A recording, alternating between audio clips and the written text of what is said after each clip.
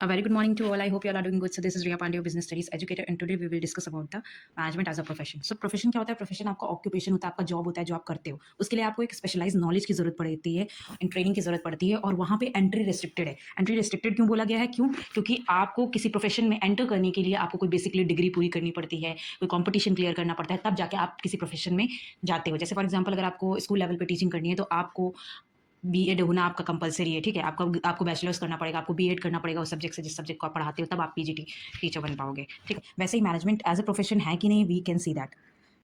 हम प्रोफेशन के फीचर्स देखेंगे और ये देखेंगे कि वो मैनेजमेंट में भी लागू होते हैं कि नहीं. तो प्रोफेशन क्या है? Well defined body of knowledge है. हाँ, well defined body of knowledge है, मतलब स्पेशलाइज नॉलेज की जरूरत पड़ती है प्रोफेशंस में. और इसके लिए जैसे बुक्स अवेलेबल है मैनेज, जैसे फॉर एग्जांपल बुक्स अवेलेबल है मैनेजमेंट स्टडीज़ पे. तो अगर स्कॉलर्स को बुक्स पढ़नी है तो वो डिफरेंट काइंड ऑफ बुक्स ले सकते हैं जिसमें नई प्रिंसिपल्स वगैरह के बारे में जानकारी दी गई है. तो well defined body of knowledge होता है प्रोफेशन, प्रैक्टिस से होता है, सिस्टमैटिक बॉडी ऑफ नॉलेज है, ठीक है? आपको स्पेशलाइज नॉलेज चाहिए होता है किसी एक प्रोफेशन में, तो एक वेल डिफाइंड नॉलेज एक प्रोसेस को फॉलो करता है, that is called well defined process of knowledge. So presently this feature of profession is present in management because management भी प्रोसेस फॉलो करता है और एक well defined body of knowledge है, क्योंकि मैनेजमेंट में भी प्लानिंग आती है, फिर ऑर्गेनाइजिंग आती है, स्टाफिंग आती है, डायरेक्टिंग आती है. तो आपको प्लानिंग में एक्सपर्ट होना पड़ेगा, मतलब प्रोफेशनलिज्म, ऑर्गेनाइजिंग में एक्सपर्ट, फिर स्टाफिंग में, फिर आपको डायरेक्ट करना आना चाहिए, ठीक है? सो इन सब के लिए डिग्री लगती है. प्रोफेशन का one of the most important feature होता है रेस्ट्रिक्टेड एंट्री. रेस्ट्रिक्टेड एंट्री क्या है? प्रोफेशन में क्या होता है, जब आपको स्पेशलाइज नॉलेज चाहिए होता है, मतलब अगर आपका कोई ऑक्यूपेशन है, आपका प्रोफेशन है, तो जरूर आपने कोई एग्जाम क्लियर किया होगा, कोई डिग्री ली होगी, तब जाके आप प्रोफेशनल कोर्स कर सकते हो. तो इसीलिए मैं इसमें हर कोई नहीं आ पाता है. रेस्ट्रिक्टेड एंट्री है. If you have clear any examination और डिग्री, तभी आपका ऐसा प्रोफेशन में आता है. तो there is a restricted through an examination और डिग्री. हाँ, किसी एग्जामिनेशन और डिग्री के थ्रू रेस्ट्रिक्टेड होता है, ठीक है?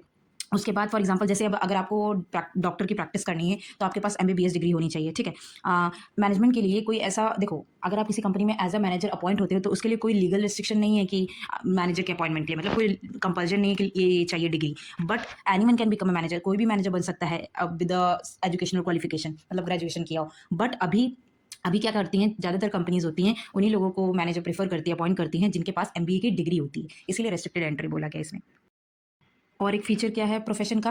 Presence of professional association. देखो कोई भी जैसे कोई भी प्रोफेशन हो, उस प्रोफेशन के लिए, हर एक प्रोफेशन के लिए एक प्रोफेशनल एसोसिएशन होता है जिसमें आपको रजिस्टर करना पड़ता है, ठीक है? सारे प्रोफेशन के लिए. For example doctors have to get themselves register with the medical council. MCI होता है, बीसीआई होता है, ठीक है? Bar council of India, MCI होता है. तो अगर किसी को डॉक्टर बनना है तो उनको गेट देमसेल्फ देयर रजिस्टर्ड वहाँ पे करना पड़ता है. मैनेजमेंट के केस में क्या होता है, बहुत सारी मैनेजमेंट एसोसिएशन है नेशनल और इंटरनेशनल लेवल पे, जो जिनके एथिकल कुछ कोड्स है. वैसे ही एक उनमें से एक है AIMA, ठीक है?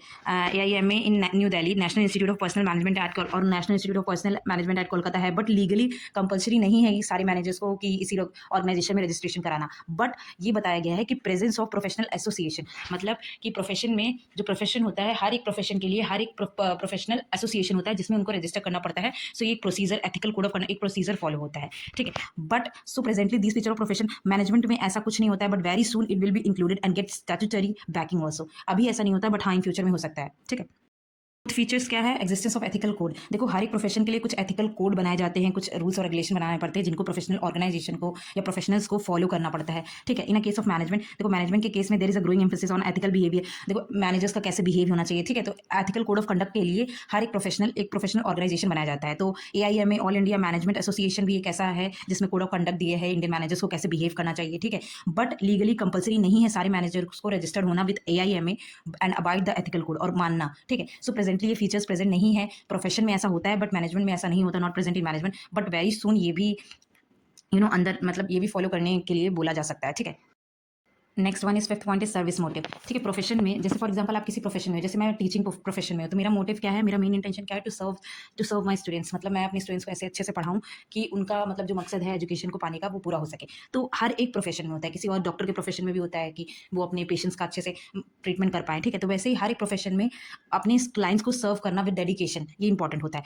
बट मैनेजमेंट का मेन मकसद क्या होता है कि मैनेजमेंट का मेन मकसद होता है कंपनी के गोल्स को अचीव करना, ठीक है? फॉर एग्जाम्पल किसी भी बिजनेस ऑर्गेनाइजेशन का मेन मकसद क्या होगा? प्रॉफिट कमाना, ठीक है? लेकिन अभी का टाइम जो मॉडर्न टाइम है, but now days only profit, सिर्फ प्रॉफिट मैक्सिमाइजेशन से गोल आपका कंपनी का पूरा नहीं होगा. अगर आपको मार्केट में सर्वाइव करना है लॉन्ग पीरियड ऑफ टाइम के लिए, तो आपको सोशल ऑब्जेक्टिव, सोशल रिस्पॉन्सिबिलिटीज जो है वो भी पूरी करनी पड़ेंगी. सोशल रिस्पॉन्सिबिलिटीज का मतलब ये है कि आपको सोसाइटी को सर्व भी करना पड़ेगा. तो अभी सर्विस मोटिव का जो फीचर है वो प्रोफेशन में तो है ऑफकोर्स, बट मैनेजमेंट में प्रेजेंट नहीं है, ठीक है?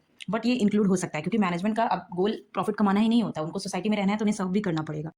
सो ये 5 सो ये 5 फीचर्स पढ़ने के बाद मैनेज एज अ प्रोफेशन, तो आपको क्या लगता है कि मैनेजमेंट जो है वो प्रोफेशन है कि नहीं है? तो जितना ये जो 5 फीचर हम लोगों ने पढ़ा है उसके हिसाब से मैनेजमेंट अभी प्रोफेशन नहीं है, बट इन फ्यूचर वो प्रोफेशन बन जाएगा। ठीक है, तो मैनेजमेंट क्या है? Management is on the path of becoming a profession, मतलब इन फ्यूचर वो बन जाएगा बट अभी नहीं है। ठीक है, क्योंकि अभी इनमें से बहुत सारे फीचर्स नहीं प्रेजेंट है मैनेजमेंट में। Today it may not be recognize as a full fledge profession, जैसे डॉक्टर है, लॉयर है, but very soon it will be recognize as a full fledge profession. In future में ऐसा हो सकता है कि मैनेजमेंट को भी एज अ प्रोफेशन बोला जाए। जैसे नेचर ऑफ मैनेजमेंट में आपने मैनेजमेंट एज अ साइंस पढ़ लिया, मैनेजमेंट एज एन आर्ट पढ़ लिया, management both science and art पढ़ लिया, मैनेजमेंट एज अ प्रोफेशन पढ़ लिया। तो नेचर ऑफ मैनेजमेंट यहाँ पे खत्म होता है। नेक्स्ट वीडियो में हम ये 3 क्वेश्चंस कराएंगे और आगे के। So thank you for watching this video. Stay tuned for the next video and kindly like and subscribe my channel so that you can see the video constantly. After 3 case study, the next topic is levels of management. Don't worry, we'll provide the video at evening. Thank you for watching this video.